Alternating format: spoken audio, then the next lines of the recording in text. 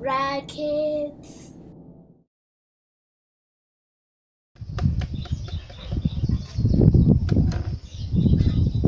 Vatete vanosefa hupfu.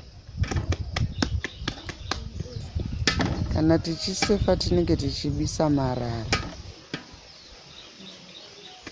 kosara zvakanaka. Hupfu hwakanaka ndiwo hwatinodya. Marara toarasa.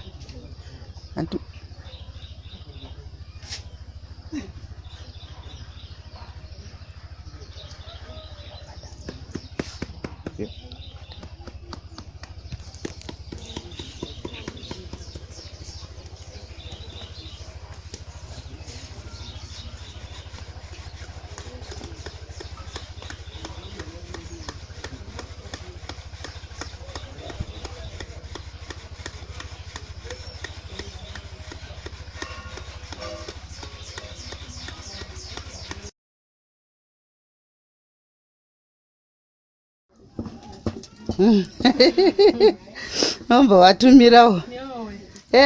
Ende mwe wavoka uri kuno. Uri kuno ka? Uri kuno kumusha. Ndikati mhena hako unenge usina varoora, ndine varoora. Saka ndakuvavhera kuti ndiri kubikirwa navaroora.